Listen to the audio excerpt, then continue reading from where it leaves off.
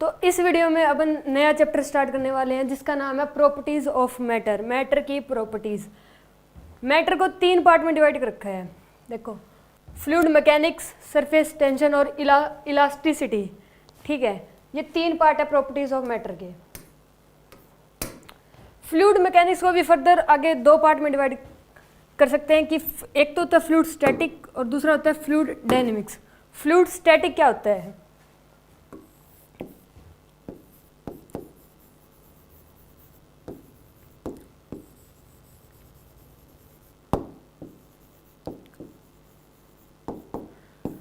Study of fluid at rest. जब fluid rest पे हो और हम उसकी स्टडी करते हैं तो उसे कहते हैं फ्लूइड स्टैटिक। उसकी स्टडी को क्या कहते हैं? Fluid static. Fluid dynamics, fluid dynamics क्या होता है? जब study of fluid in motion, जब फ्लूइड मोशन में हो और उसकी जब स्टडी करते हैं तो उसकी स्टडी को क्या कहते हैं? Fluid dynamics. फ्लूइड क्या होता है? फ्लूइड होता है, फ्लूइड में गैस भी आ सकती है और लिक्विड भी आ सकता है। गैस और लिक्विड दोनों को हम फ्लूइड कह सकते हैं। ठीक है, तो इस चैप्टर में अपन ये पढ़ेंगे फ्लूइड मैकेनिक्स। ठीक है, तो इसमें ये इंफॉर्मेशन दे रखी थी, इसमें से मतलब कुछ क्वेश्चन नहीं बनते। इस स्लाइड में फ्लूइड स्टैटिक की 5 इंपॉर्टेंट इंफॉर्मेशन दे रखी है कि जो डेंसिटी है इसे रो से डिनोट करते हैं। डेंसिटी को रो से डिनोट करते हैं और इसका फॉर्मूला होता है मास बाय वॉल्यूम, जिसे m/v लिख सकते हैं। ठीक है, फिर है rho density of water, water की डेंसिटी। तो वाटर की डेंसिटी होती है 1 ग्राम पर सेंटीमीटर क्यूब। ये होती है सीजे सिस्टम में। एसआई सिस्टम में होती है 10³ kg पर metre cube. Density of ice, ice की डेंसिटी 0.9 ग्राम पर सेंटीमीटर क्यूब। ये होती है सीजीएस सिस्टम में। 0.9 इंटू 10³ kg पर मीटर क्यूब। ये होती है एसआई सिस्टम में। डेंसिटी ऑफ मरकरी, मरकरी की डेंसिटी तो 13.6 ग्राम पर सेंटीमीटर क्यूब तो होती है सीजीएस सिस्टम में, और 13.6 इंटू 10³ kg पर मीटर क्यूब ये होती है एसआई सिस्टम में। ठीक है, रिलेटिव डेंसिटी जिसे आरडी से भी डिनोट करते हैं, उसका फॉर्मूला क्या होता है? Density of substance by density of liquid. तो इसमें बस इंफॉर्मेशन दे रखी थी और ये याद करनी पड़ेगी सीजे सिस्टम में और एसआई सिस्टम में।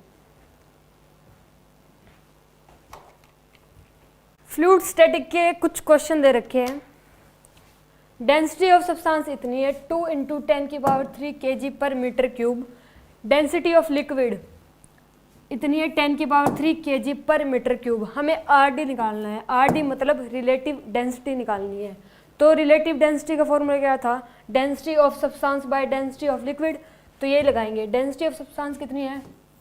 2 इंटू 10³ kg पर मीटर क्यूब अपॉन में डेंसिटी ऑफ लिक्विड 10³ kg पर मीटर क्यूब।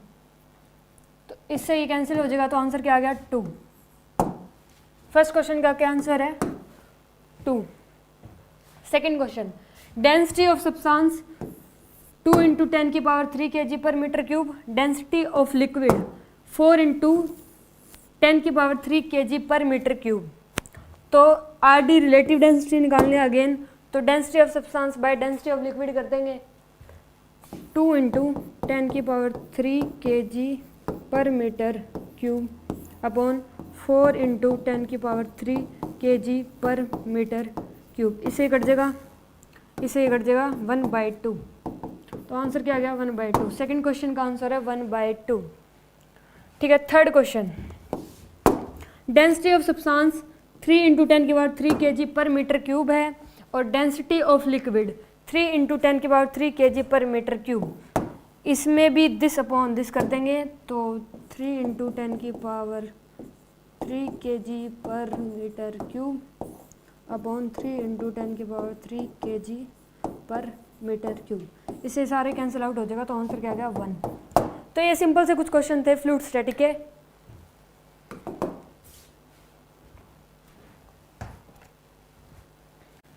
एक टॉपिक है कि प्रेशर एट डेप्थ h, अगर किसी लिक्विड की h डेप्थ पे चले गए तो वहाँ पर प्रेशर कितना होगा, ये हमें जानना है स्लाइड में। ठीक है, तो जो एक ये दे रखा है, atmospheric pressure on surface of earth P not equal to 10⁵ pascal. जो एटमॉस्फेरिक प्रेशर होता है, जो एयर की वजह से जो एयर जो प्रेशर लगाती है वो कितना होता है 10⁵, जिसे P नोट से डिनोट करते हैं। 10⁵ ये पास्कल में होता है। अगर एटीएम में निकालेंगे तो वो हो जाएगा 1 एटीएम। 1 एटीएम एयर जो प्रेशर लगाती है वो 1 एटीएम लगाती है, या फिर 10⁵ पास्कल लगाती है, जिसे हम P नोट से डिनोट करते हैं। एयर तो हर जगह प्रेशर लगाती है, हर चीज़ पे प्रेशर लगता है, कितना 1 एटीएम का।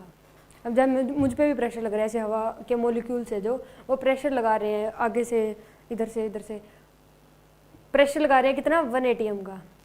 ठीक है, तो मान लो ये कंटेनर है और इसमें लिक्विड है। लिक्विड के जो ऊपर जो हवा है, तो हवा तो इसके ऊपर कितना P नोट का प्रेशर लगाएगी, ऐसे P नोट का प्रेशर लगा रही है। ठीक है, हमें पूछ रखा है, हमसे पूछ रहा है कि अगर हम h डेप्थ पे चले गए तो यहाँ पे इस P पॉइंट पे प्रेशर कितना होगा, इस P पॉइंट पे प्रेशर कितना होगा। अगर प्रेशर लिक्विड में फाइंड करना हो तो वो बढ़ जाता है, इंक्रीज हो जाता है h रो g की वैल्यू से। h रो g की वैल्यू से क्या हो जाएगा, इंक्रीज हो जाता है। अगर हम किसी लिक्विड पे h डेप्थ पे प्रेशर निकालेंगे तो वो इंक्रीज हो जाता है। ठीक है, P नोट से इंक्रीज हो जाता है, मतलब जो एयर फ्रिक्शन लगाते हैं ना उससे ज़्यादा हो जाता है। ठीक है, कितनी वैल्यू से, h रो g से। अब जैसे मान लो हमें इस P पॉइंट पर क्या बताना है, प्रेशर बताना है, तो ये वाला प्रेशर और जो यहाँ पर जो इंक्रीज हो जाएगा, इंक्रीज कितनी वैल्यू से होएगा, h रो g, तो ये टोटल प्रेशर आ जाएगा। P पॉइंट पे प्रेशर क्या हो जाएगा, P नोट प्लस H1 रो g, ये H1 मान लेते हैं, जैसे H1 मान लिया तो ये क्या बन जाएगा, P नोट प्लस H1 रो g, ये P1 पे प्रेशर आ गया। ऐसे ही P2 पे, इसमें भी H रो g की वैल्यू से इंक्रीज हो जाएगा, P नोट प्लस H2 रो g। ऐसे ही P3 पे P नोट प्लस H3 रो g। ऐसे किसी भी पॉइंट पे पूछ ले तो H रो g से बढ़ जाएगा, बस ये याद रखना है। ठीक है, तो इस स्लाइड में यही था।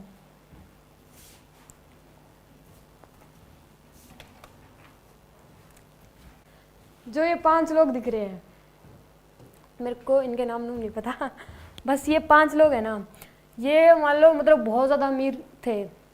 ठीक है, इनके पास बहुत पैसे थे, मान लो ये अरबपति थे, इतने पैसे थे, बहुत पैसे थे, पता नहीं कहाँ से है पर पैसे बहुत थे। ठीक है, बहुत अमीर थे ये। तो एक दिन इनके माइंड में पता नहीं क्या आया, तो 5 कहते हमें तो जो टाइटैनिक है ना, जो डूब गई, पता है टाइटैनिक तो मतलब डूब गई थी पानी में, तो उस डूबी हुई टाइटैनिक को देखना है, ये 5 कहते हैं। तो ये गए सबमरीन बनाने वाले के पास, जो ये सबमरीन बनाते हैं उनके पास गए, कहते हमें तो वो डूबी हुई टाइटैनिक देखनी है, चाहे कितने ही पैसे लग जाओ, बहुत मतलब स्ट्रॉन्ग ऐसी आप सबमरीन बनाओ कि वो मतलब उस जहाँ पर टाइटैनिक है उस गहराई तक पहुँच चुके हमें तो बस वो टाइटैनिक देखनी है, पैसों की फिक्र मत करो, पैसे चाहे कितने भी लग जाए। तो जो ये बनाने वाले, इन्होंने पहले तो मना कर दिया, कहता ऐसा पॉसिबल ही नहीं, आज तक कोई गया ही नहीं। तो ये कहते पैसे की चिंता मत करो, तो इन्होंने बना दी तो चले भाई 5 इसमें बैठ के टाइटैनिक देखने, बेफालतू में रुपये लगाने हैं, देख के उल्टी जगह लगाए हैं, सीधी जगह रुपये लगाए नहीं। ठीक है, तो सबमरीन में चल गए ये 5,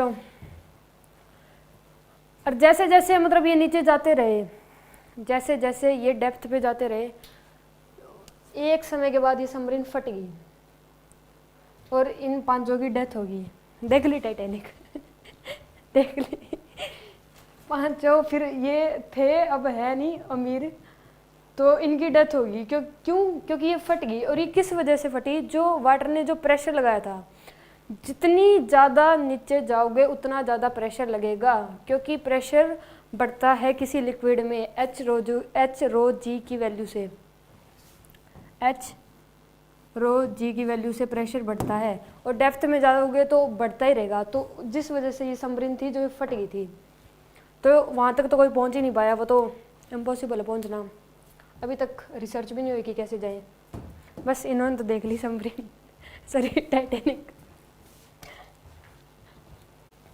एक ये क्वेश्चन दे रखा है कि प्रेशर बताना है ए पॉइंट पे, बी पॉइंट पे और सी पॉइंट पे, ठीक है, 3 जगह पे प्रेशर बताना है। तो प्रेशर एच डेप्थ पे निकालने का प्रेशर अपन ने किया था कि जो पी नोड की वैल्यू उससे बढ़ जाता है कितना, एच रो जी। तो वही फॉर्मूला लगाएंगे, पी नोड प्लस एच रो जी। पी नोड की वैल्यू कितनी होती है, 10⁵ पास्कल पड़ी थी, ठीक है। एच कितना है, 2 मीटर। रो की वैल्यू 10⁵ इंटू जी कितना होता है 10। तो ये आ जाएगा ए पॉइंट पे प्रेशर। बी पॉइंट पे यहाँ पे प्रेशर निकालना है। तो जो ये वाला प्रेशर आया है, जो इस पॉइंट पे प्रेशर आया है, वो जो ये आया है इसको सेम लिख लेंगे पहले। फॉर्मूला वही लगेगा, पी नोड प्लस एच रो जी।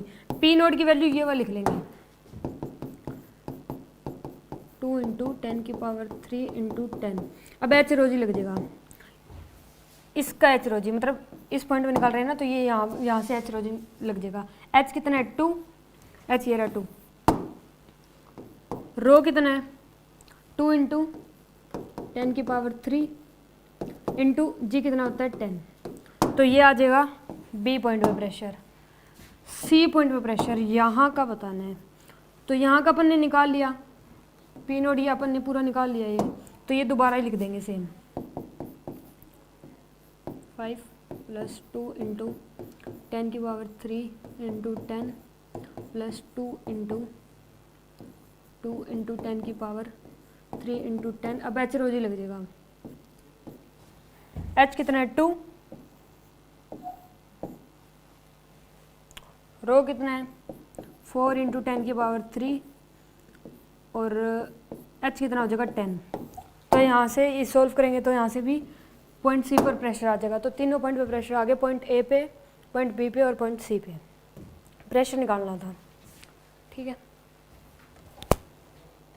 बॉइंट फोर्स क्या होता है, इसे जानने से पहले इसके 2 नाम और भी होते हैं, इसके 2 नाम और भी होते हैं। Force of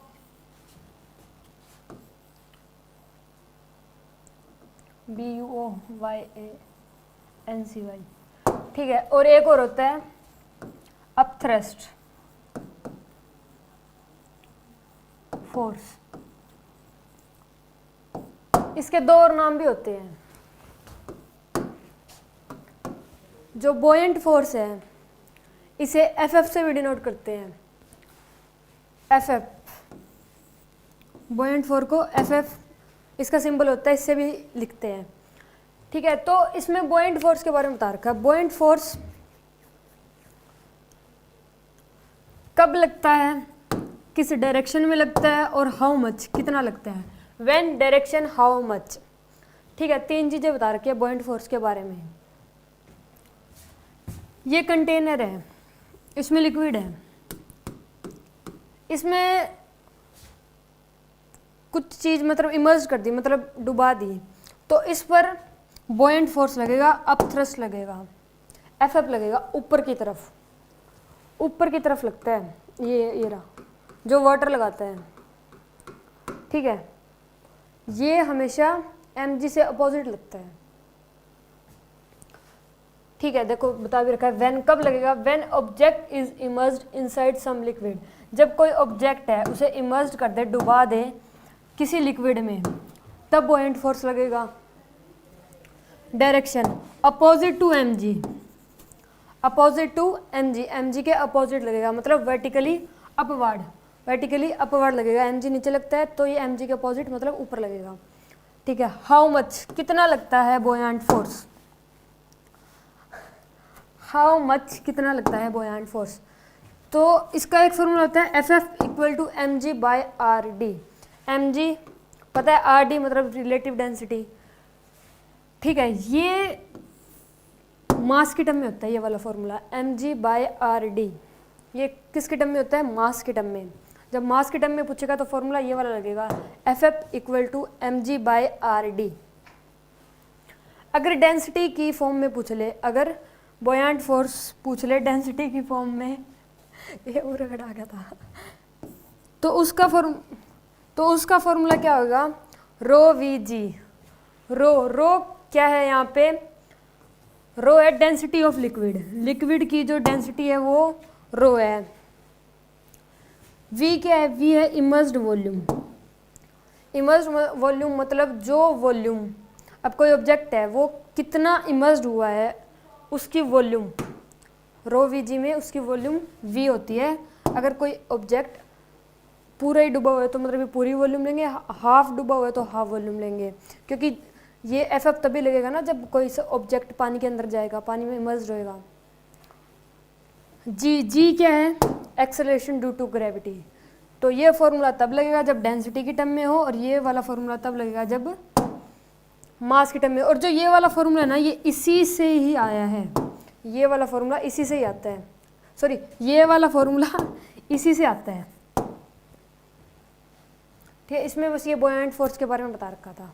done. एक क्वेश्चन आता है मन में कि जो शिप्स होती है वो लोहे से बनी होती है, फौलादी लोहा होता है, बहुत मतलब वो होता है स्ट्रॉन्ग वाला, ऐसे वैसा होता तो फिर वो बनती ना, मतलब उसमें लोग भी होते हैं मोटे मोटे शिप में जाते हैं, और उनके सामान भी होता है बहुत सारे, ऐसे अकेले तो जाएंगे नहीं, तो वो शिप पे जाते हैं ये, और ये कूदते भी हैं देखो, नाचते भी हैं, फिर भी ये शिप डूबती नहीं है। मतलब लोहे की कील भी अगर पानी में डालोगे तो वो डूब जाएगी, ट्राई करके देख लेना। लोहे की अगर कोई कील मतलब छोटी सी चीज़ भी अगर पानी में डालोगे तो वो डूब जाएगी। तो इसमें तो इतना सारा लोहा होता है, फिर भी डूबती क्यों नहीं है? ये ऐसा क्वेश्चन आता है मन में कि जो शिप होती है ये लोहे से बनती है, ये फिर भी नहीं डूबती, ऐसा क्यों? तो इसका आंसर है कि जितना ये होता है ना, जो ये ऊपर वाला एरिया देख रहे हो, इससे ज़्यादा जो एरिया होता है शिप का एरिया, वो पानी के अंदर होता है। ये वाला देखो, ये वाला जो एरिया होता है ये पानी के अंदर होता है, और जो एरिया होता है ना, ये वाला एरिया होता है, ये खाली होता है। इसमें कैविटी होती है, कैविटी मतलब खाली, ये सारा खाली होता है। इसमें रूम्स होते हैं, मतलब सामान रखते हैं, पर सामान तो थोड़ा ही होता है, रूम तो बहुत बड़े बड़े होते हैं। ये ऐसे ही दिख रही है छोटी, मतलब शिप तो बहुत बड़ी होती है। तो ये सारा जो इसका नीचे वाला पार्ट है ना, इधर भी है थोड़ा बहुत, तो जो ये नीचे वाला पार्ट है ये खाली होता है, इस वजह से ये नहीं डूबती। पता है, ये खाली पार्ट की वजह से नहीं डूबती। अगर यहाँ पर अगर ये खाली पार्ट ना होता तो ये डूब जाती। टाइटैनिक जो डूबी थी, जो वो पता है वो मतलब सही चल रही थी, पर ना जो ये जो नीचे कैविटी वाला एरिया है, जो ये नीचे कैविटी वाला एरिया है, जो ये वाला एरिया, इसमें होल हो गया था और वो उसमें पानी बहुत ज़्यादा आ गया था, वो उनसे बंद नहीं हुआ, तो इस कारण वो डूब गई। अगर मतलब उसमें कोई वो ना होता ना, कैविटी अगर ठीक रहती तो वो फिर वो डूबती ना। तो इस कैविटी की वजह से शिप नहीं डूबती। ऐसा करके देख लो, बॉल बना लो, कोई भी बॉल, लोहे की बॉल, ठीक है बना ली, तो वो ऊपर ऊपर से मतलब लोहे की बना लो और अंदर से खाली रख दो, फिर उसे पानी में डालकर देखो, वो नहीं डूबेगी, नहीं डूबेगी। फिर वो कुछ भी चीज़ बना लो, लोहे की बना लो, लेकिन वो अंदर से खाली होनी चाहिए। अगर वो खाली नहीं होगी तो डूब जाएगी, लेकिन अगर वो खाली हुई तो वो नहीं डूबेगी, पानी में नहीं डूबेगी, कैविटी की वजह से नहीं डूबेगी वो। जैसे ये बोतल है, वाटर बोतल है, इसे लोहे की बना लो और इसके अंदर जो पानी है निकाल दो, और फिर इसे अगर पानी में डुबोएंगे तो ये डूबेगी नहीं, ऊपर आ जाएगी, फिर नहीं डूबेगी ये। और अगर लोहे की बना दी और उसमें पानी भी डाल दिया, या फिर पूरी ही लोहे की बना दी, अंदर भी कोई कैविटी नहीं छोड़ी, तो फिर वो डूब जाएगी, फिर तो कोई फ़ायदा नहीं है। तो ये समझ आ गया होगा कि शिप क्यों नहीं डूबती, ये कैविटी की वजह से नहीं डूबती, कैविटी की वजह से नहीं डूबती। ठीक है, तो इस स्लाइड में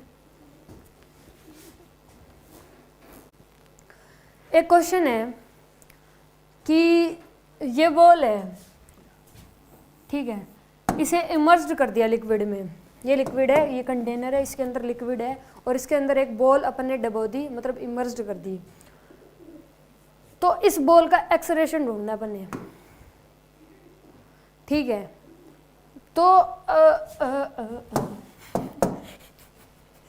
अगर कोई ऑब्जेक्ट अगर कोई लिक्विड में इमर्ज्ड होता है तो उस पर क्या लगता है, अपथ्रस्ट लगता है, जो वाटर लगाता है। कहाँ लगाता है, mg से अपोजिट।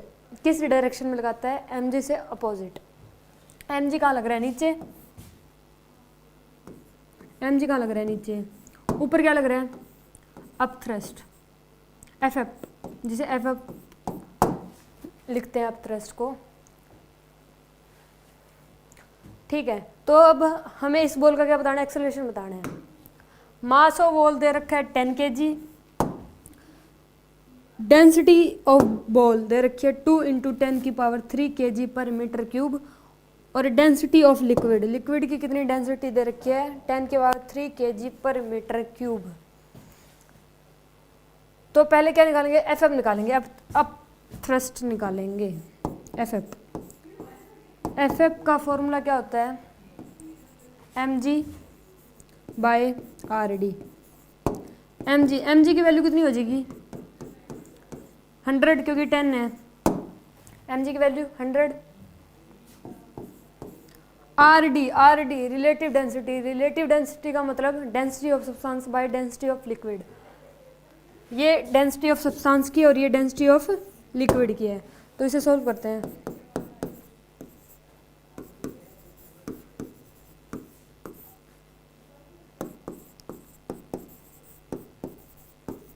इसे कर देगा तो क्या आ जाएगी डेंसिटी, डेंसिटी के आरडी रिलेटिव डेंसिटी क्या आ गई 2। एफ कितना आ गया 50। अब क्या निकालेंगे, एफ कितना लग रहा है 50, तो एन जी लग रहा है नीचे 100, एफ लग रहा है 50, तो टोटल कितना हो जाएगा, एफ नेट कितना हो जाएगा 50। एफ नेट कितना आ गया,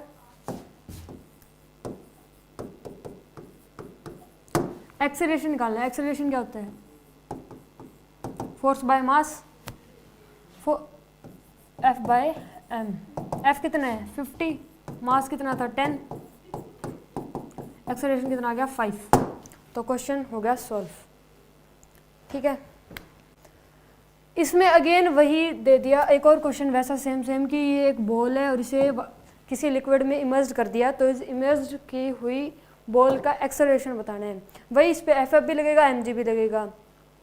एफ कहाँ लगेगा, एम से अपोजिट, एम नीचे लग रहा है तो एफ ऊपर। सेम अभी क्वेश्चन किया था वही सेम है, नीचे क्या लग रहा है एम, ऊपर क्या लग रहा है एफ। मास ऑफ बॉल दे रखा है 10 kg, डेंसिटी ऑफ बॉल दे रखी है 2 × 10⁻³ kg पर metre cube, density of liquid दे रखी है 4 × 10⁻³ kg पर मीटर क्यूब। एक्सेलरेशन ढूंढना है अपन ने बॉल का। ठीक है, तो एफ निकालेंगे पहले। एफ का फॉर्मूला क्या होता है, mg/rd। mg कितना हो जाएगा, 100, mg कितना आ गया 100, rd वही रिलेटिव डेंसिटी निकालनी है, तो इसे सॉल्व कर लो। 2 × 10⁻3, 4 × 10⁻3, ये यूनिट से यूनिट कैंसिल हो जाएगी तो मतलब हो जाए 1/2 आ गया।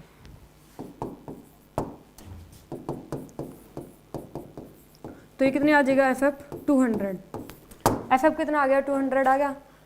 एफ लग रहा है 200, एफ 200, एफ ऊपर लग रहा है 200, एम जी लग रहा है नीचे 100, तो टोटल नेट कितना आ जाएगा 100 ऊपर की तरफ 100। एफ नेट कितना आ गया 100। एक्सेलरेशन निकालना है। एक्सेलरेशन क्या होता है, force by mass, F by M, sorry, F कितना है 100, मास कितना है बॉल का मास 10, एक्सेलरेशन कितना आ गया 10।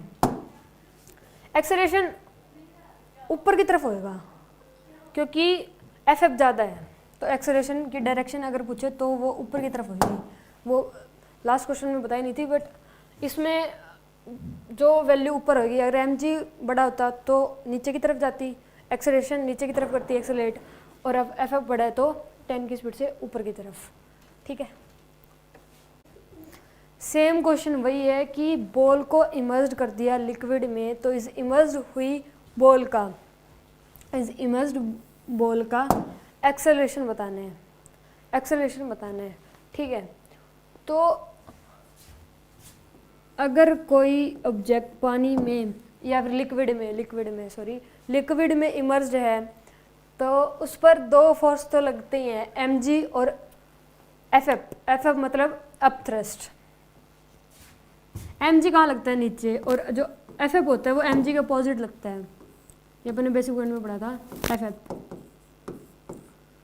तो इस पे दो फोर्स लग रहे हैं एम जी और एफ एफ, तो इसका एक्सेलरेशन बताना है अब। ठीक है, तो करते हैं। इसमें ये गिवन है कुछ चीज़, देखो मास ऑफ बॉल कितना है 10 kg, इसका मास कितना है 10 kg। Density of ball, density ball की दे रखी है 2 × 10³ kg पर metre cube. Density of liquid दे रखी है 2 × 10³ kg पर मीटर क्यूब। और एक्सेलरेशन बताना है बॉल का, कि बॉल कितने से एक्सेलरेट करेगी। ठीक है, ये बताना है। तो एफ एफ का फॉर्मूला लगाते हैं। एफ एफ का फॉर्मूला क्या होता है, mg/rd। एक और बात, इसने मास की टर्म में पूछ रखा है ना, तो मास की टर्म में ये वाला फॉर्मूला वैलिड है, mg/rd। ठीक है, एक और फॉर्मूला आएगा, वो जब डेंसिटी के बारे में पूछेगा तब लगाएंगे। ये अभी मास में पूछ रखा है, तो ये मास में ये वाला फॉर्मूला लगेगा mg/rd। mg कितना हो जाएगा बॉल का 100, और rd क्या होगा, रिलेटिव डेंसिटी। रिलेटिव डेंसिटी क्या होती है, वही same, density of substance by density of liquid. तो ये डेंसिटी ऑफ सब्सटेंस और ये डेंसिटी ऑफ लिक्विड, इन दोनों को अगर डिवाइड करेंगे तो ये कट जाएगा, 1 ही आएगा। तो एफ एफ कितना आ गया 100 ही आ गया, क्योंकि देखो अगर दिस अपॉन दिस करेंगे तो इससे ये कट जाएगा सारा। तो एफ एफ कितना आ गया 100, एम जी भी 100 लग रहे हैं, एफ एफ भी 100 लग रहे हैं। तो एफ नेट कितना आएगा 0, एफ नेट कितना आएगा 0 आएगा, क्योंकि दोनों इक्वल है, दोनों इक्वल है तो 0 ही आएगा। तो एफ नेट 0 आ गया अगर, तो एक्सेलरेशन भी क्या आएगा, F/m होता है, तो ये भी 0 आएगा। ठीक है, तो अपन ने एक्सेलरेशन बता दिया कि एक्सेलरेशन ये करेगी नहीं, अपनी जगह पे रहेगी। क्यों, क्योंकि दोनों फोर्स लग रही है ये इक्वल लग रहे हैं। ठीक है, ना ये ऊपर जाएगी ना ये नीचे आएगी। डन। एक और क्वेश्चन है, जो ये वाला क्वेश्चन है ये डेंसिटी की टर्म में है। जो मैंने अभी पीछे 3 क्वेश्चन किए हैं, कंटिन्यूसली 3 क्वेश्चन जो अभी किए हैं, वो मास, उसमें बॉल का मास भी दे रखा था, इमर्ज्ड वॉल्यूम दे रखी थी, और उसमें पूछ के रखा था कि एक्सेलरेशन बताना है। ऐसे क्वेश्चन किए थे अभी 3 पहले। और जो ये क्वेश्चन है, इसमें ना तो इसका मास दे रखा, ठीक है, और डेंसिटी दे रखी है, डेंसिटी लिक्विड की डेंसिटी दे रखी है, और रेडियस दे रखा है, रेडियस, मास नहीं दे रखा, रेडियस दे रखा है। और इसमें ये नहीं पूछ रखा कि एक्सेलरेशन कितना है, इसमें सिर्फ ये पूछा है कि एफ एफ बताओ, अप थ्रस्ट बताओ। इसमें सिर्फ अपन ने अप थ्रस्ट निकालना है, एफ एफ निकालना है।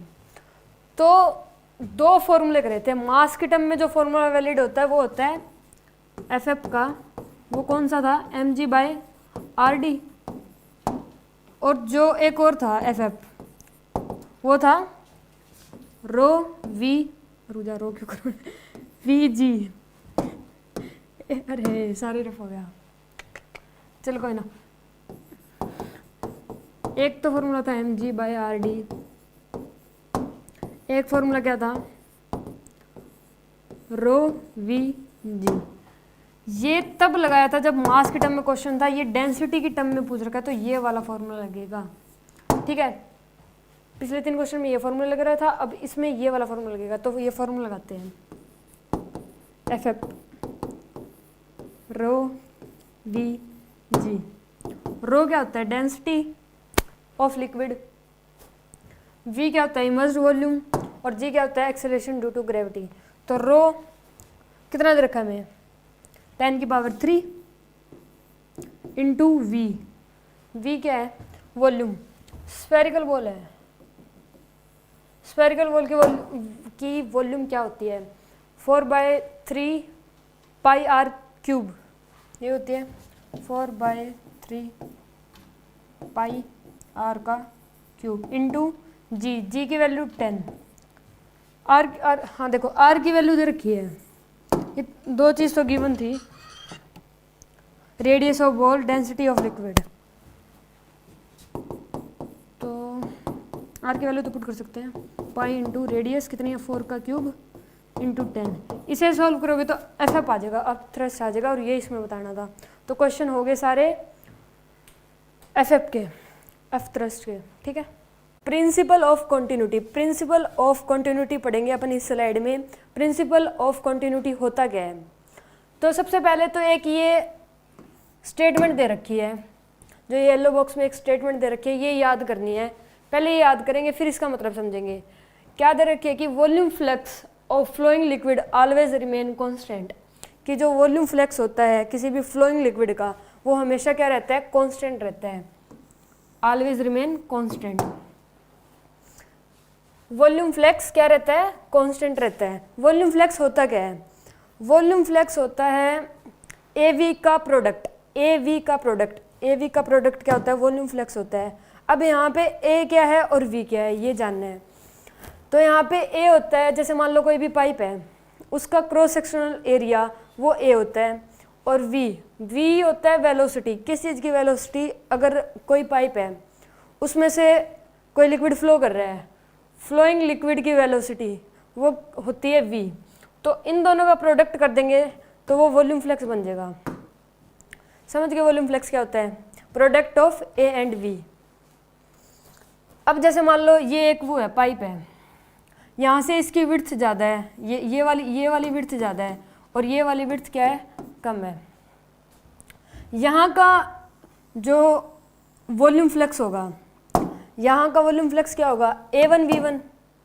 ए वही है कि ये क्रॉस सेक्शनल एरिया वो हो जाएगा A1, और जो इसमें से जो फ्लो कर रहा है लिक्विड उसकी वेलोसिटी वो होगी V1।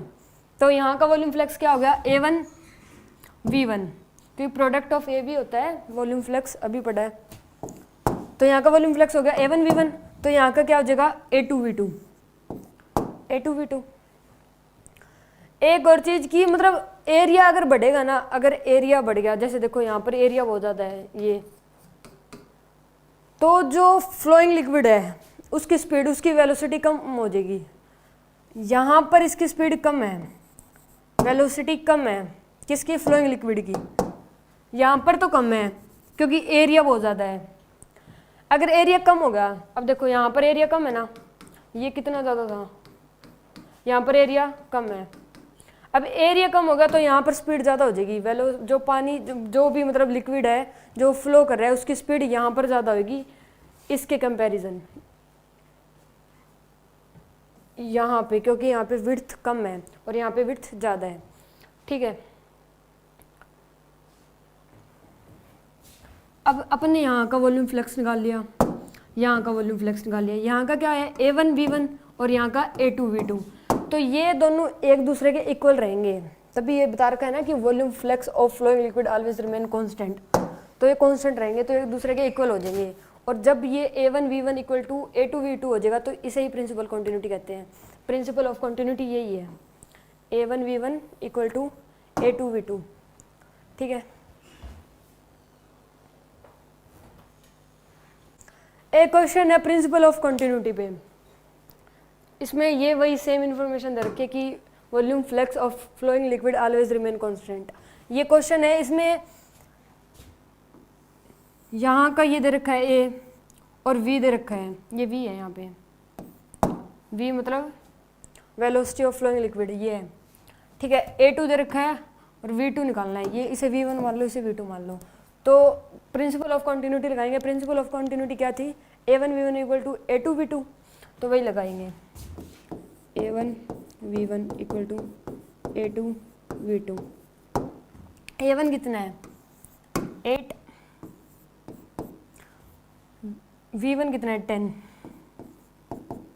A2 कितना है? 2, V2 निकालना है। तो यहाँ से सॉल्व करेंगे,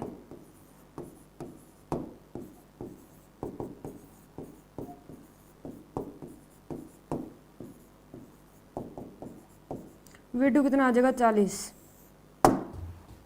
ठीक है। तो क्वेश्चन हो गया, V निकालना था, वो आ गया 40 मीटर पर सेकेंड, ठीक है। तो ऐसे क्वेश्चन आएंगे प्रिंसिपल ऑफ कॉन्टिन्यूटी के, ठीक है। एक और क्वेश्चन है प्रिंसिपल ऑफ कॉन्टिन्यूटी पे, प्रिंसिपल ऑफ कॉन्टिन्यूटी पे, ठीक है। तो इसमें A1 दे रखा है 6 मिलीमीटर स्क्वायर और यहाँ का A2 दे रखा है 4 मिलीमीटर स्क्वायर। यहाँ की वेलोसिटी दे रखी है 12 मीटर पर सेकेंड और वहाँ की वेलोसिटी निकालनी है, यहाँ की फाइंड आउट करनी है, ठीक है। तो प्रिंसिपल ऑफ कंटिन्यूटी क्या होती है? A1 V1 equal to A2 V2। तो लगाते हैं A1 V1 equal to A2 V2। छू छू A1 कितना है? 6, V1 कितना है? 12, A2 4, V2 तो फाइंड करना है। तो इसकी मल्टीप्लाई करेंगे तो 72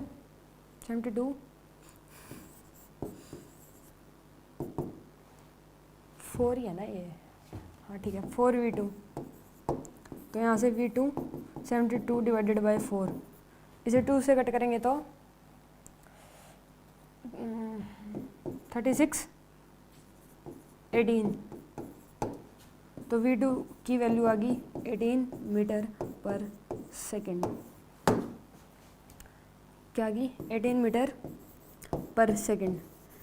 एक ये आंसर तो आ गया यहाँ की आ गई 18 मीटर पर सेकेंड, ठीक है। एक ये क्वेश्चन आता है कि जो मतलब इनकी यूनिट है मिलीमीटर स्क्वायर, इन्हें चेंज क्यों नहीं करते? मतलब ऐसे सिस्टम में इसे चेंज क्यों नहीं करते? तो ये अगर देखो डिवाइड में आएगी तो यहाँ से ही कैंसिल हो जाएगी, ऊपर नीचे सेम ही होगी, तो डिवाइड में आ जाएगी तो कैंसिल हो जाएगी, तो ये इन्हें चेंज करने की नीड नहीं होती, ठीक है। तो ये जैसे ही है उसमें ही सॉल्व कर दो, आंसर आ जाएगा, सेम ही आएगा, ठीक है, done. Bernoulli's theorem, Bernoulli's theorem क्या होती है ये समझेंगे, पर इससे पहले जो 3 चीज़ें हैं वो जाननी जरूरी है। बर्नौलीज थ्योरम से पहले ये 3 चीज़ें जानेंगे। ये 3 चीज़ें क्या होती हैं? किसी भी फ्लोइंग लिक्विड, कोई भी फ्लोइंग लिक्विड है, उसके पास 3 एनर्जी होती है, उसके पास 3 टाइप की एनर्जी होती है, ठीक है। 3 टाइप की एनर्जी होती है। कौन कौन सी होती है? प्रेशर एनर्जी पर यूनिट वॉल्यूम, काइनेटिक एनर्जी पर यूनिट वॉल्यूम और पोटेंशियल एनर्जी पर यूनिट वॉल्यूम। इनके पीछे पर यूनिट वॉल्यूम क्यों लगता है? ऐसे सिंपल क्यों नहीं लिख सकते? प्रेशर एनर्जी, काइनेटिक एनर्जी या फिर पोटेंशियल एनर्जी, इनके मतलब ऐसे पर यूनिट पीछे क्यों बोलते हैं? तो यहाँ फ्लोइंग लिक्विड की बात कर रहे हैं, मतलब बहता हुआ कोई भी लिक्विड। तो जैसे मान लो एक पाइप है, वो पाइप के अंदर प्रेशर एनर्जी जानना है, तो उस जो पाइप में जो इतना सारा पानी बह रहा है, पानी जाता है पाइप में, तो उस सारे पानी की थोड़ी निकाल सकते हैं प्रेशर एनर्जी, सारे की नहीं निकाल सकते। तो क्योंकि जैसे मान लो नहर है, एक रिवर है बहुत बड़ी, तो वो रिवर कहाँ से स्टार्ट हो रही है, कहाँ पर ख़त्म हो रही है, हमें थोड़ी पता। तो सभी की निकाल तो सकते ही नहीं है, तो इम्पॉसिबल काम है। पूरे पानी की प्रेशर एनर्जी नहीं निकाल सकते, इसलिए पर यूनिट वॉल्यूम की ही निकालते हैं, ठीक है। समझ के पर यूनिट वॉल्यूम क्यों लगाते हैं, ठीक है। प्रेशर एनर्जी पर यूनिट वॉल्यूम, जिसे P से डिनोट करते हैं, प्रेशर से डिनोट करते हैं, P का सिंबल प्रेशर, ठीक है। काइनेटिक एनर्जी पर unit volume half rho V square. वैसे काइनेटिक एनर्जी का जो फॉर्मूला होता है वो हाफ mv स्क्वायर होता है, mv स्क्वायर। ये मास के टर्म में है, पर हम फ्लोइंग लिक्विड की बात कर रहे हैं, किसी लिक्विड के अंदर कर रहे हैं, तो लिक्विड के अंदर तो डेंसिटी के बारे में पढ़ेंगे। तो डेंसिटी का सिंबल क्या होता है, रो। तो यहाँ m की जगह क्या आ जाता है, रो आ जाता है, ठीक है रो ना आ जाता है रो आ जाता है, ठीक है। पोटेंशियल एनर्जी पर यूनिट वॉल्यूम, पोटेंशियल एनर्जी पर यूनिट वॉल्यूम, पोटेंशियल एनर्जी पर unit volume rho g h से डिनोट करते हैं। वैसे पोटेंशियल एनर्जी का जो फॉर्मूला होता है वो तो है एम जी एच, एम की जगह क्या आ गया, रो, डेंसिटी, ठीक है। अब बर्नौलीज पढ़ेंगे। अब बर्नौलीज, इसने क्या बताया बर्नौली ने कि total energy of a flowing liquid always remain constant.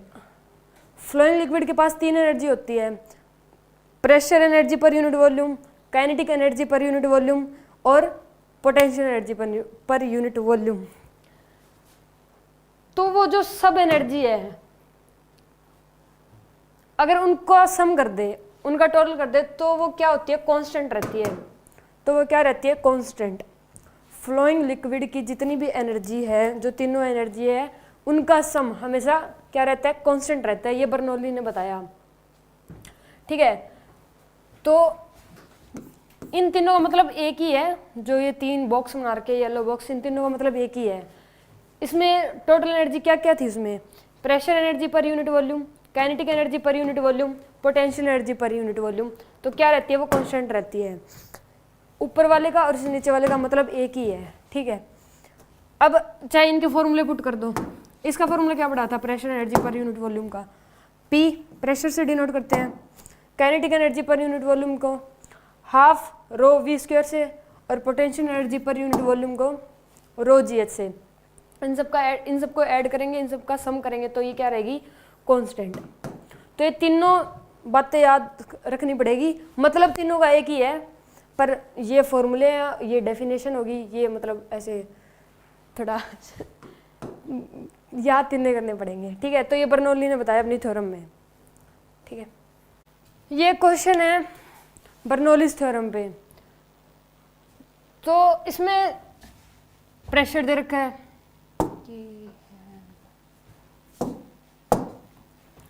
इसमें प्रेशर दे रखा है, क्रॉस सेक्शनल एरिया दे रखा है, एक जगह की वेलोसिटी दे रखी है, और ये लिक्विड ऐसे फ्लो कर रहा है, ठीक है। यहाँ A2 भी दे रखा है, ये हाइट दे रखी है, ये हाइट दे रखी है, V2 बताना है और P2 बताना है, V2 P2 ठीक है, ये दोनों बताने हैं, V2 और P2। तो पहले तो V2 निकालेंगे। V2 कैसे निकालेंगे, प्रिंसिपल ऑफ कॉन्टिन्यूटी लगा के, ठीक है।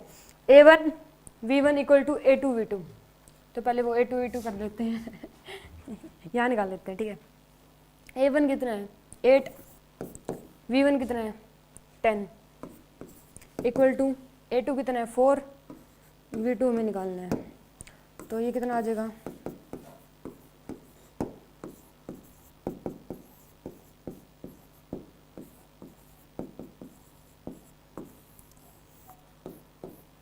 V2 कितना आ गया, 20 मीटर पर सेकेंड। V2 निकल गया, V2 तो इजीली निकल गया P2 नहीं निकलेगा।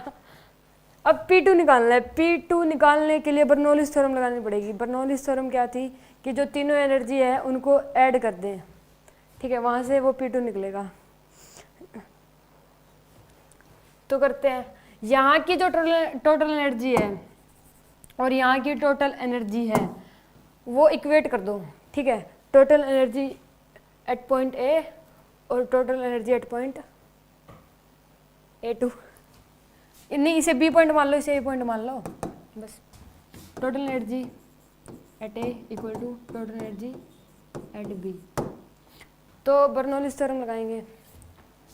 क्या होती है, प्रेशर एनर्जी पर unit volume plus kinetic energy पर unit volume plus potential energy पर यूनिट वॉल्यूम।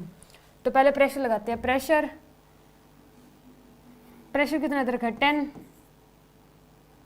प्लस जो बाहर प्रेशर होता है वो कितना होता है, मतलब जो एयर फ्रिक्शन लगाती है वो कितना होता है, 10 की पावर 5 इंटू 5 है, ये थोड़ा 10 की पावर 5 प्लस, अब क्या लगाएंगे, अरे क्या कर दिया, मल्टीप्लाई प्लस दोनों कर दिया, ये मल्टीप्लाई नहीं आएगा, प्लस आएगा यहाँ पे।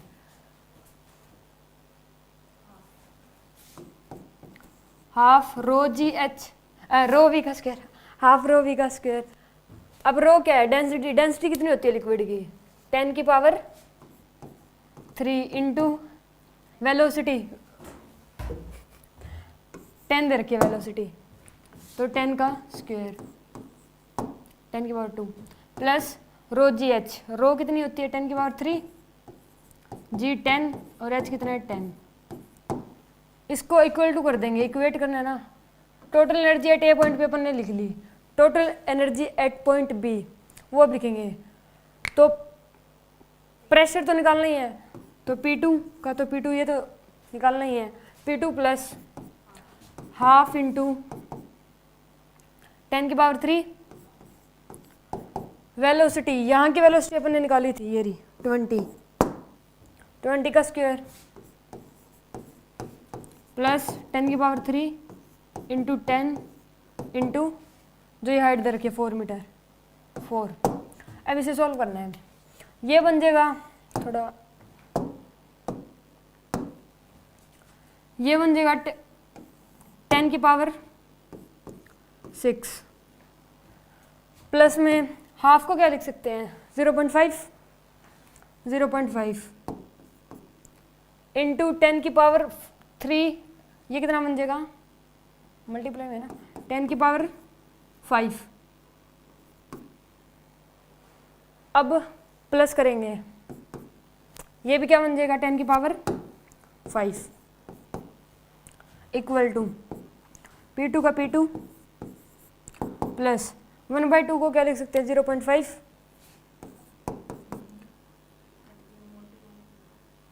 रुको, ये यहाँ से काट ही लो, एक सेकंड, इसको यहाँ से काट लो, इसे कट देगा, तो ये क्या आ जाएगा 10 की पावर 3 इंटू 2 इंटू 10 की पावर 5, इसे लिख दिया 2 इंटू 10 की पावर 5 लिख सकते हैं, प्लस 10 की पावर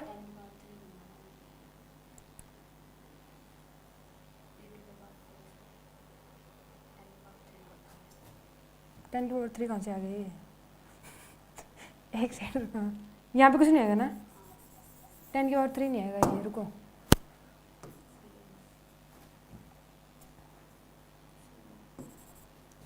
टू इंटू 10 की पावर 5 और ये कितना बन जाएगा 10 की पावर 5 इंटू 0.4, इसे लिख सकते हैं हम ऐसा, ठीक है। कैलकुलेशन थोड़ी है पर करनी पड़ेगी। अब ये कितना बन जाएगा,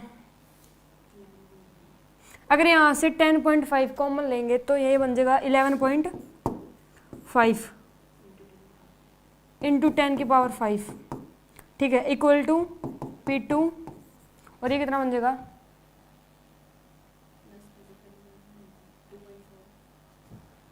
2 प्लस 2.4 इंटू 10 की पावर 5, इसमें प्लस कर दिया तो इंटू 10 की पावर 5, तो अब ये इधर प्लस में इधर माइनस में आ जाएगा, P2 क्या आ जाएगा, अगर इसमें से ये माइनस करेंगे तो कितना आएगा 9.1 या 9.1, तो आंसर आ गया 9.1 इंटू 10 की पावर 5 पास्कल में है ये वैसे तो, और ATM में निकाले तो आ जाएगा P2 9.1 ATM, ठीक है, तो दोनों ही सही है, आंसर आ गया P2 क्या आ गया 9.1 ATM में लिखो तो ठीक है, पास्कल में लिखो तो ठीक है, तो ये इतना सॉल्व करना पड़ेगा V2 और P2 निकालने के लिए, ठीक है।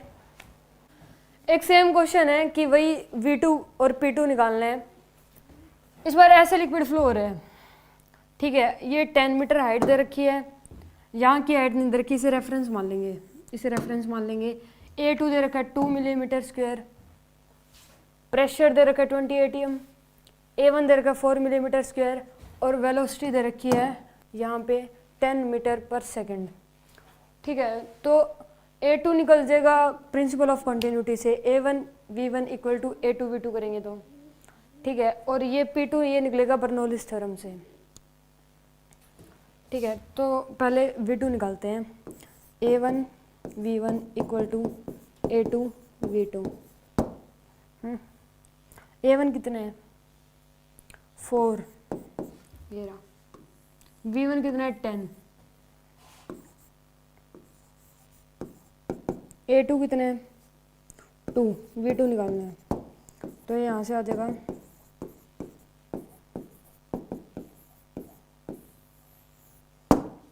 V2 आ गया 20 मीटर पर सेकेंड। V2 तो निकल गया, रामायण तो P2 में है। ठीक है, अब निकालते हैं P2। इसे A पॉइंट मान लो, इसे B पॉइंट मान लो। तो यहाँ की टोटल एनर्जी और यहाँ की टोटल एनर्जी इक्वेट कर दो। बर्नौलीज थ्योरम ये कहती है कि कांस्टेंट रहती है, तो यहाँ की टोटल एनर्जी और यहाँ की टोटल एनर्जी क्या कर दो, इक्वेट कर दो। तो total energy at A equal to total energy at B.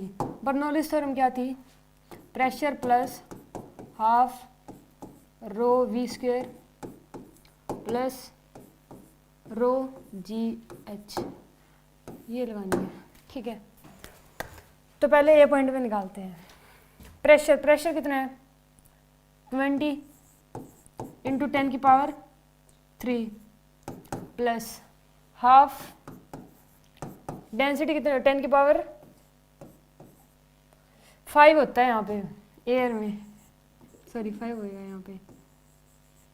ठीक है, और डेंसिटी वाटर में डेंसिटी कितनी होती है 10 की पावर 3 इंटू वेलोसिटी कितनी है 10, तो 10 का स्क्वायर कर देंगे प्लस 10 की पावर 3 इंटू 10 इंटू हाइट 10। ठीक है, इक्वल टू P2 तो निकालना ही है प्लस हाफ इंटू 10 की पावर 3 इंटू जो वेलोसिटी B पॉइंट पे क्या निकाली थी 20 का स्क्वायर प्लस 10 की पावर 3 इंटू 10 इंटू 0। ये 0 इसलिए है क्योंकि इसे रेफरेंस मान रखा है, तो ये सारी 0 ही हो जाएगी, तो इसे सारी को 0 ही मान लेंगे। ठीक है, अभी सॉल्व करते हैं। 20 इंटू 10 की पावर 5 प्लस 0.5 इंटू 10 की पावर 5 प्लस 10 की power 5 equal to P2 plus, इसे सॉल्व करेंगे तो 2 इंटू 10 की पावर, एक मिनट, अगर इसे सॉल्व करेंगे ना, सॉल्व करके देख लेना, तो ये बन जाएगा 2 इंटू 10 की पावर 5, और ये तो सारा 0 ही बन जाएगा क्योंकि 0 से मल्टीप्लाई करेंगे तो 0 हो जाएगा। जिस लाइन को रेफरेंस लेते हैं वहाँ पर पोटेंशियल एनर्जी 0 होती है। ठीक है, तो यहाँ पर पोटेंशियल एनर्जी क्या होगी 0। अब इसे सोल्व कर लेंगे, इसमें से कॉमन ले लेंगे 10 की पावर 5, 10 की पावर 5 लेंगे तो अंदर क्या बचेगा 21.5 इंटू 10 की पावर 5, ये आएगा अगर कॉमन ले लेंगे 10 की पावर 5 तो ये सारा ही आ जाएगा। ठीक है, अब equal to P2 plus 2 into 10 की पावर 5, इधर माइनस में जाएगा तो ये कितना बन जाएगा 19.5 इंटू 10 की पावर 5।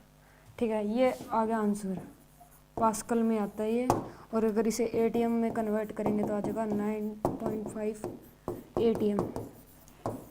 तो आंसर क्या आ गया, P2 भी निकल गया बड़ी मुश्किल से। ATM, इसकी कैलकुलेशन टफ है, अगर प्रैक्टिस करोगे तो समझ आ जाएगी, मतलब प्रैक्टिस की नीड है इस कैलकुलेशन में, 2-4 क्वेश्चन करोगे तो हो जाएगी आराम से। ठीक है, वेलोसिटी ऑफ इफ्लक्स, ये समझेंगे स्लाइड में कि वेलोसिटी ऑफ इफ्लक्स क्या होता है। अब जैसे मान लो एक कंटेनर है, उसके अंदर लिक्विड है, जैसे ये बोर्ड पे दिख रहा है कि ये कंटेनर है और इसके अंदर ये लिक्विड है। ठीक है, तो जो लिक्विड का सरफेस है, मतलब इस जो ये कंटेनर है, जो ये लिक्विड का सरफेस है, इससे h हाइट पर, मतलब h हाइट यहाँ पे इस h डेप्थ पे मान लो, चाहे जो लिक्विड है उसकी h डेप्थ पे, ये h डेप्थ होगी, यहाँ पर एक होल कर दिया जिसे ओरफिक्स कहते हैं, ओरफाइस कहते हैं, ओरफिक्स नहीं ओरफाइस। ठीक है, तो जो ये लिक्विड है तो इस होल में से ऐसे जाना स्टार्ट कर देगा।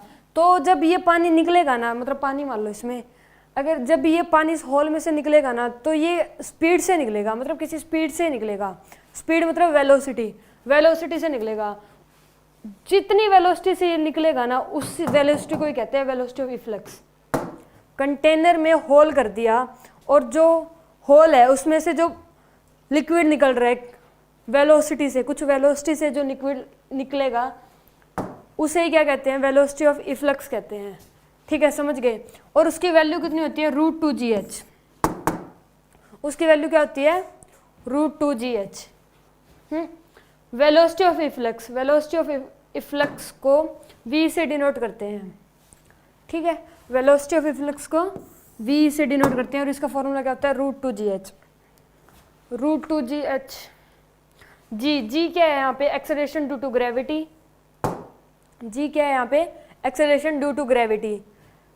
एच क्या है, depth from the surface of water. Surface of water मतलब जो वाटर का सरफेस है इसकी एच डेप्थ, जो डेप्थ है उसे क्या कहा है एच। ठीक है, तो ये वेलोसिटी ऑफ इफ्लक्स समझ आ गई होगी। ठीक है, इतना ही था इस स्लाइड में। इस पे क्वेश्चन करेंगे, इस पे बेस क्वेश्चन करेंगे आगे। एक ये क्वेश्चन है वेलोसिटी ऑफ इफ्लक्स पे।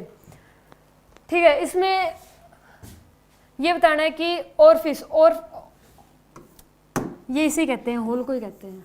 ठीक है, ओरिफाइस। ठीक है, तो वेलोसिटी बतानी है ए पे, बी पे, सी पे और डी पे। ठीक है, तो फॉर्मूला लगेगा √2gh। वेलोसिटी ऑफ इफ्लक्स निकालने का फॉर्मूला क्या होता है, √2gh। तो वही लगाना है, तो वही लगाते हैं।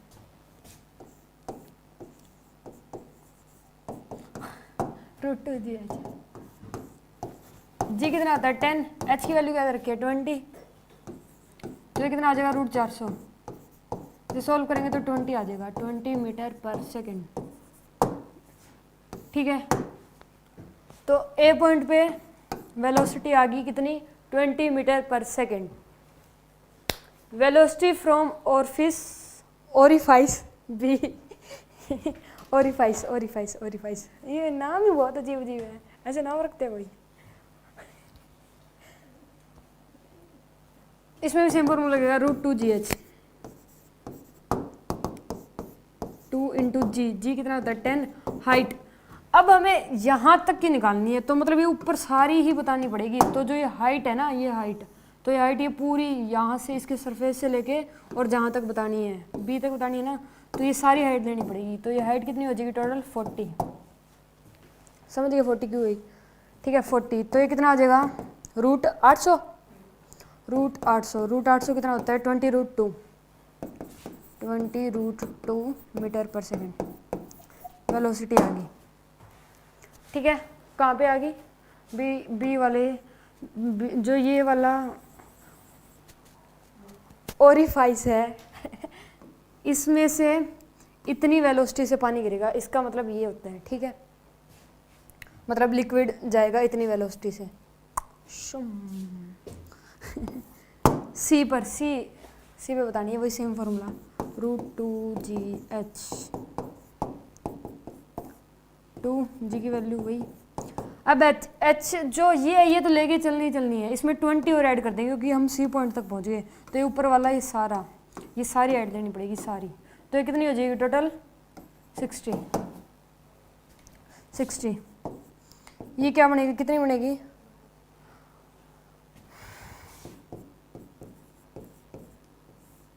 1200 और इसका कितना है 20√3 मीटर पर सेकेंड। आ गई ओरिफाइस। सी पे वेलोसिटी पानी की। डी पे, अब डी है तो डी की ये मतलब जितना ये सरफेस है ना यहाँ से यहाँ तक का, जितनी पूरी हाइट है इसकी ये सारी लेनी पड़ेगी। तो टोटल कितनी है 80 मीटर। एच का क्या लेना है यहाँ पे 80 मीटर।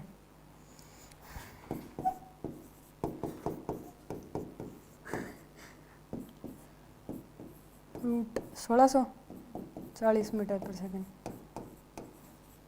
डन। तो ओरिफाइस डी पे भी वेलोसिटी आ गई। तो ऐसे क्वेश्चन आएंगे वेलोसिटी ऑफ इफ्लक्स में, जिसमें सिंपल बस ये फॉर्मूला लगाना है √2gh और यहाँ से आंसर आ जाएगा। टाइम टू रीच बॉटम, कि जो ये यहाँ से जो लिक्विड आ रहा है इसे बॉटम पे आने पर कितना टाइम लगेगा ये बताना है। तो एक काइनेमेटिक्स में आप एक पढ़ते हैं, फॉर्मूला पढ़ते हैं कि अगर किसी चीज़ को या फिर किसी बॉल को h हाइट पर ले गए और h हाइट पर ले जाने के बाद उसकी वेलोसिटी, मतलब उसे 0 वेलोसिटी से छोड़ दिया, तो उसे बॉटम पर आने पर कितना टाइम लगता है, तो वो लगता है √2h/g। ये काइनेमेटिक्स में पढ़ा हुआ है। तो इसमें भी ये सेम ही लगेगा, बस h की जगह capital H minus small h आ जाएगा। ये capital H minus small h कहाँ से आया?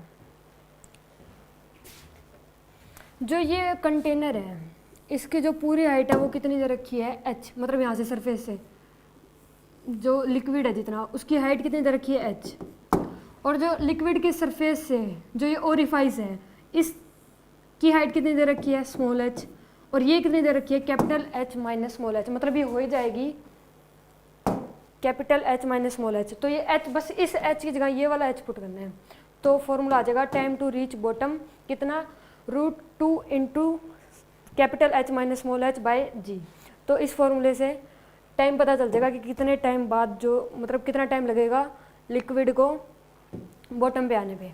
ठीक है, ये क्वेश्चन है कि जो ये 4 ओरिफाइस दे रखे हैं, अगर इसमें से जो ओरिफाइस है, अगर इसमें से अगर लिक्विड निकलेगा तो कितने टाइम बाद बॉटम तक पहुंचेगा, मतलब कितना टाइम लगेगा उसे बॉटम तक पहुंचने में, तो ये बताना है। तो इसके लिए फॉर्मूला क्या होता है, 2 into capital H minus small h/g। जो ये कैपिटल H है ये यहाँ से लेके यहाँ तक की हाइट है, जो ये पूरी हाइट है यहाँ से लेके ये कितनी हो जाएगी 20 20 20 20 कितनी होगी 80 मीटर। ठीक है, 80 मीटर आ गई। तो 80 में से जो ये जो अगर हम A का निकाल रहे हैं तो ये लिक्विड के सरफेस से लेके यहाँ तक की जो हाइट है वो माइनस कर देंगे। तो 80 में से 20 माइनस करेंगे तो 60, सेम फॉर्मूला लगेगा 2 इंटू 60/10, तो आ जाएगा √12। तो इसे √212 टाइम लगेगा बॉटम तक पहुंचने पर, अगर इस ओरिफाइस में से लिक्विड जाएगा तो। यहाँ पे 2 इंटू 80 में से अब ये इतना माइनस कर दो, जो ये A to B 40 माइनस कर दिया तो कितना आएगा 40/10, तो कितना आ जाएगा √8। ठीक है, अब ओरिफाइस C, तो ये सारा इतना C पॉइंट तक जो C ओरिफाइस है यहाँ तक ये माइनस कर दो, तो ये कितना है 60। तो 80 में से 60 गया 20, 2 इंटू 20/10 √4 कितना होता है 2, तो इसे 2 सेकंड लगेगी, सेकंड D पे। अब D पे तो देखो ये यहाँ से निकलेगा, यहाँ सीधा ही मतलब बॉटम पे चल जाएगा, मतलब बिल्कुल ही ऐसे सरफेस पे, ये तो फिर इसका तो कोई टाइम होएगा नहीं। और ऐसे फॉर्मूले के हिसाब से करेंगे तो भी ये 80 हो जाएगा, 80 माइनस 80 क्या हो जाएगा 0, तो 0 के 2 से मल्टीप्लाई करेंगे तो 0 आएगा। तो D का आंसर क्या है 0। तो ऐसे क्वेश्चन आते हैं टाइम निकालने के। ये कंटेनर है, इसमें लिक्विड है, तो अब इसमें ये बताना है, अपन ने टाइम पढ़ ली, वेलोसिटी पढ़ ली, अब इसमें ये बताना है कि जो ये पानी मतलब लिक्विड अगर इस ओरिफाइस से आएगा तो जो ये कंटेनर है इससे कितनी डिस्टेंस पर जाके ये गिरेगा, ये बताना है। इसे रेंज, मतलब इसे रेंज भी बोलते हैं। ये डिस्टेंस R है कि मतलब कितनी डिस्टेंस पे जाके ये पानी बॉटम पर आएगा, मतलब इससे कंटेनर से कितनी दूर गिरेगा, बस ये बताना है। तो क्या निकालनी है, रेंज निकालनी है। रेंज का फॉर्मूला होता है velocity of efflux into T bottom, velocity of efflux into T bottom. Velocity of efflux को T बॉटम से मल्टीप्लाई कर देंगे तो रेंज निकल जाएगी। तो रेंज की डेफिनेशन क्या हुई, the product of velocity of efflux and T bottom. ठीक है, वेलोसिटी ऑफ इफ्लक्स पढ़ ली, T बॉटम पढ़ लिया।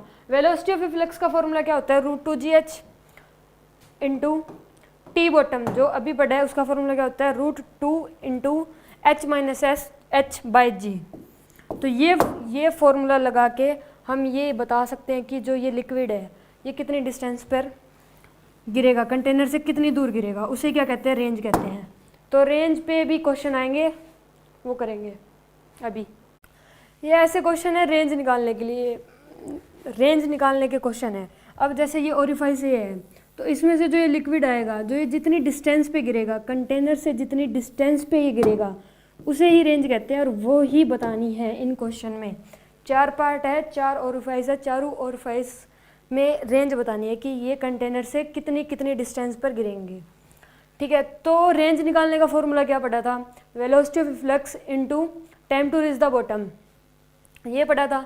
वेलोसिटी ऑफ फ्लक्स क्या होता है, √2gh। Time to reach the bottom क्या होता है, √2 into h minus h by g. तो ये फॉर्मूला लगाएंगे, इन दोनों को मल्टीप्लाई कर देंगे तो वहाँ से क्या आ जाएगा, रेंज आ जाएगी। ठीक है, तो ये लगानी है। पहले रेंज निकालते हैं फ्रॉम ओरिफाइस ए। पहले फॉर्मूला लगाते हैं, √2gh into 2 into h minus h by g. ठीक है, 2 इंटू 10 बाई एच। एच कितनी है, 20। ये अपन ने पहले सीख रखा है, वेलोसिटी निकालना और time to reach the bottom निकालना। 20 इंटू 2 इंटू 60 बाई 10। ये 60 कहाँ से आया, तो ये पूरी जो हाइट है वो कितनी है, 80 मीटर है ना। देखो 20 20 20 20, ये कितनी है, 80 मीटर है। तो जो ये लिक्विड का सरफेस होता है और जोन से ओरिफाइस, जिस ओरिफाइस का टाइम निकालना होता है, सरफेस से लेके ओरिफाइस की जो हाइट होती है, जो ये हाइट है, ये माइनस कर देंगे किस में से, टोटल हाइट में से। तो 80 माइनस 20 कितना आ गया, 60। तो 60 आ गया, तो यहाँ से कितना आ जाएगा, √12, सॉरी मल्टीप्लाई यहाँ पे √12, और ये कितना बन जाएगा, √400। √400 को 20 लिख सकते हैं बाई 12। तो ये आ गया फर्स्ट का आंसर। मतलब इतनी डिस्टेंस पे गिरेगा अगर ये ओरिफाइस ए से कोई लिक्विड निकलेगा तो। ठीक है, range from orifice B, same formula लगेगा, 2 इंटू जी कितना है, 10, एच अब कितनी लेनी है इसमें, एच लेंगे 40, एच 40 लेंगे ना, क्योंकि ये तो 40 लेंगे, यहाँ से लेके यहाँ तक की निकालनी है तो ये 40 हो जाएगी।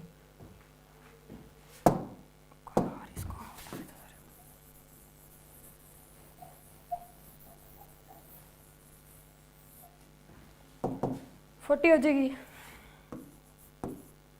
इंटू सेम फॉर्मूला 2 इंटू, अब ये जब इस ओरिफाइस यहाँ से लेके जो अगर ए पे निकालनी थी तो ये इतनी जो हाइट थी ये माइनस की थी, अब बी पे निकालनी है तो ये सारी माइनस करनी पड़ेगी। ठीक है, तो 80 माइनस 40 कितना आ गया, 40 बाई 10, तो कितना आ जाएगा, ये तो कितना बन गया, 800, √800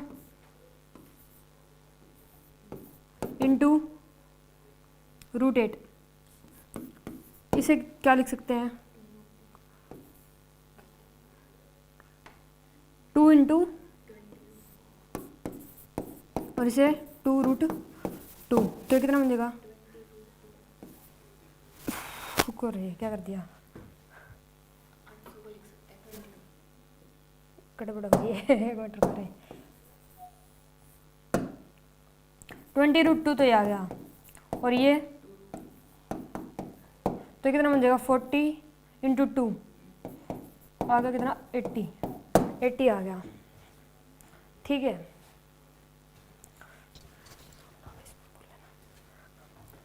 ओरिफाइस सी, अब ओरिफाइस सी पे निकालेंगे सेम फॉर्मूला, 2 इंटू 10 इंटू, अब डिस्टेंस कितनी हो जाएगी, 60 इंटू 2 होएगा नहीं आप इतनी जगह में, अब 60 माइनस करना है, 80 माइनस 60, 20/10, √4 को क्या लगेगा 2 मल्टीप्लाई यहाँ पे, और ये कितना हो जाएगा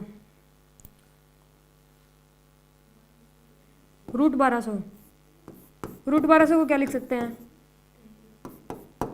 20 रूट और इंटू 2, तो ये कितना हो जाएगा 40√3। ठीक है, डी पे तो सारा जीरो ही हो जाएगा, क्योंकि यहाँ से करते इसका क्या रेंज निकालेगा, सेम ही है, तो इसका आंसर क्या हो जाएगा 0। चाहे सॉल्व करके देख लेना, यहाँ पे 0 वैल्यू पुट करेंगे, यहाँ पे 0 करोगे तो ये 0, इसकी 0 से मल्टीप्लाई करेंगे तो ये भी 0, तो ऐसे क्वेश्चन आएंगे, रेंज निकाल लेंगे। ये कंटेनर है, इसमें लिक्विड है, ये कंटेनर है, इसमें ये लिक्विड है। ठीक है, अगर इस कंटेनर में एक होल कर दे, एक ओरिफाइस कर दे, तो इस ओरिफाइस में जो लिक्विड निकलेगा वो निकलता हुआ लिक्विड अपोजिट साइड में एक रिएक्शन फोर्स लगाएगा। ठीक है, जो पानी है जो जिस स्पीड से निकलेगा उसके अपोजिट में एक फोर्स ऑफ रिएक्शन लगाएगा, मतलब रिएक्शन फोर्स लगाएगा। तो ये मतलब इससे ना ये जो कंटेनर इससे पीछे भी जा सकता है, पर वो जाता इसलिए नहीं है क्योंकि नीचे फ्रिक्शन है, इसे फ्रिक्शन रोक लेता है। अगर ये सरफेस है, अगर ये स्मूथ होता तो ये कंटेनर पीछे भी जाता। ठीक है, अगर ओरिफाइज कर देते और उसमें से अगर लिक्विड निकलता और सरफेस अगर स्मूथ होता तो ये एक रिएक्शन तो लगाता ही है, फोर्स ऑफ रिएक्शन तो लगाता ही है, तो इससे ये कंटेनर पीछे जाता, पर ये नहीं जाता फ्रिक्शन की वजह से।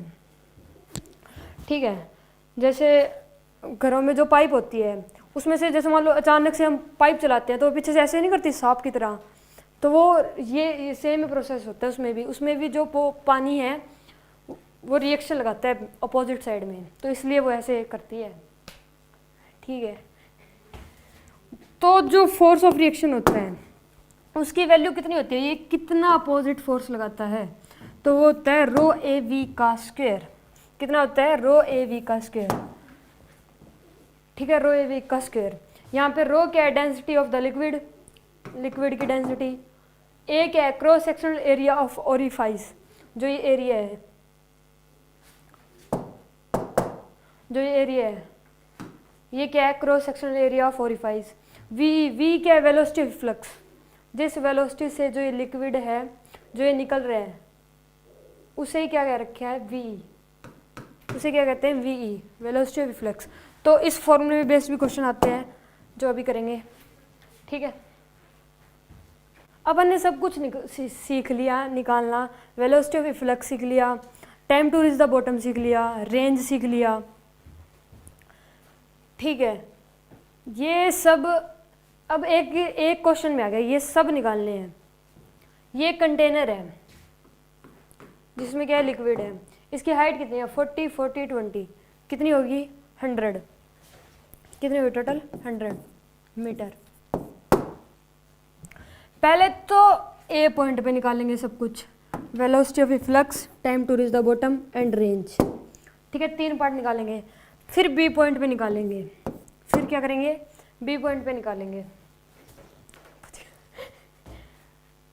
Velocity of flux at B point, time to reach the bottom and range.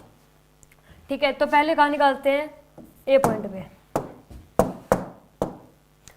A point पे क्या निकालना है, velocity of flux. Velocity of flux का क्या फॉर्मूला पढ़ा था, √2gh, रुको सोल्व कौन करे, √2gh,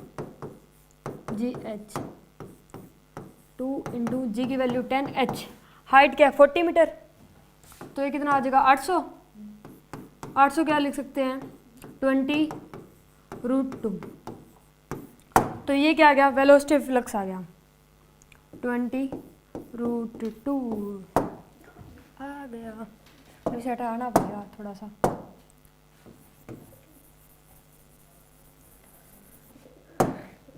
अब क्या निकालना है, अब निकालना है time to reach the bottom. Time to reach the bottom का क्या फॉर्मूला था, √2 into h minus h by g, 2 into 100 minus 40 60 by 10 तो कितना आ जाएगा √12 आ गया। रेंज का फॉर्मूला क्या पड़ा था कि इन दोनों का प्रोडक्ट कर दो, √12 है ये, इन दोनों का क्या कर दो, प्रोडक्ट कर दो, तो क्या आ जाएगा, रेंज आ जाएगी ना, तो इन दोनों का प्रोडक्ट कर दो इंटू √12।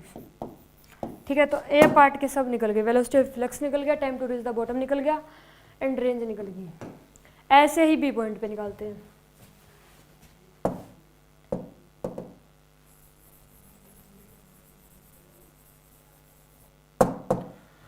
बी पॉइंट पे पहले क्या निकालेंगे, velocity of flux 2 into g into h, 2 into 10 by h कितना है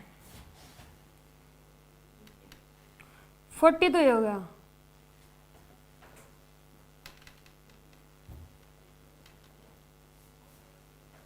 80 हो गया, है ना,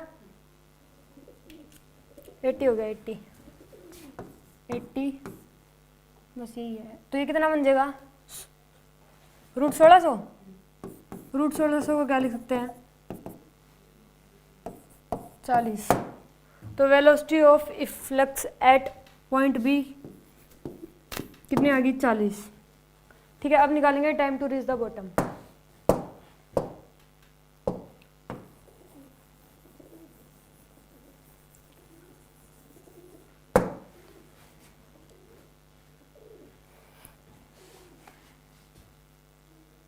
क्या निकालना है, time to reach the bottom 2 into h minus h by g. अब कितना हो जाएगा 100 माइनस 80 कितना हो गया 20 इंटू 20 बाय 10, तो क्या √4 को क्या लिख सकते हैं 2, तो टाइम आ गया 2। रेंज इन दोनों का प्रोडक्ट कर दो, वेलोसिटी एंड टाइम का प्रोडक्ट कर दिया तो कितना आ जाएगा 80, रेंज कितनी आ गई 80। तो होप ये कर लोगे, ठीक है डन। इसमें ये एक क्वेश्चन रह गया था कि जो नेट फ्रिक्शन फोर्स है कंटेनर पर वो कितना लगेगा, मतलब जो फ्रिक्शन फोर्स है वो कितना लगेगा, जो ये वाला ओरिफाइस है, जो यहाँ से लिक्विड निकल रहा है वो इस तरफ फोर्स लगाएगा अपोजिट साइड में, और ये वाला किधर लगाएगा इधर अपोजिट साइड में, तो ये टोटल कितना हो जाएगा, फिर नेट निकालेंगे तो ये टोटल फोर्स कितना लगेगा ये बताना है। तो इसके लिए फॉर्मूला पढ़ा था ρAV का square equal to F net, तो उससे होएगा। तो पहले तो ये वाला निकालेंगे कि ये इधर कितना फोर्स लगा रहे हैं, पहले ए पॉइंट पे निकालते हैं। इसका एरिया दे रखा है ओरिफाइस ए का ओरिफाइस बी का, ठीक है, तो लगाते हैं PAE का square equal to F net. Density कितनी है 10 की पावर 3 इंटू एरिया को यूनिट में चेंज करेंगे तो 2 इंटू 10 की पावर -6 इंटू वेलोसिटी कितनी है 20√2 का square equal to F net.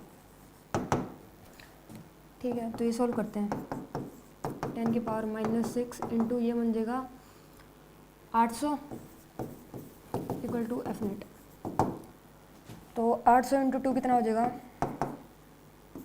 800 1600 into 10 की पावर 3 इंटू 10 की पावर -6, ये 10 की पावर कितना बन जाएगा -3, इसे क्या लिख सकते हैं 16 इंटू 10 की पावर 2 इंटू 10 की पावर 3, तो -3, तो ये कितना बन जाएगा 16 इंटू 10 की पावर -1, तो ये आ जाएगा 1.6। इधर कितना आ गया 1.6। ठीक है, अब ये वाला निकालेंगे जो इसकी वजह से लगेगा, अब ये वाला निकालेंगे। फॉर्मूला सेम ही निकलेगा, लगाना पड़ेगा, लगाते हैं, चलो जी, वही ρAV का square equal to F net. ठीक है, रो डेंसिटी का 10 की पावर 3 इंटू एरिया कितना है 4, यूनिट में कन्वर्ट करेंगे तो 10 की पावर -6। वेलोसिटी कितनी है 40 का square equal to F net. Solve करेंगे 4 इंटू 10 की पावर -6 इंटू ये कितना बन जाएगा, ठीक है 4 इंटू ये करेंगे तो ये कितना बन जाएगा 6400 इंटू 10 की पावर, इसे सोल्व करेंगे तो कितना बन जाएगा 10 की पावर -3। इसे लिख सकते हैं 4 इंटू 10 की पावर 6, 4 इंटू 10 की पावर 2 इंटू 10 की पावर -3, तो ये बन जाएगा 10 की पावर -1, आंसर आ जाएगा 6.4। अब इसका तो आ गया 6.4 और जो यहाँ पे था जो अपोजिट फोर्स था वो आ गया 1.6, तो नेट निकालना है तो इसमें से ये माइनस कर देंगे 6.4 माइनस 1.6 तो कितना आ जाएगा 4.8, तो एफ नेट कितना आ गया 4.8। ठीक है, तो इस टाइप के क्वेश्चन होंगे। तो फर्स्ट पार्ट हो गया प्रॉपर्टीज ऑफ मैटर का इसी के साथ, ठीक है।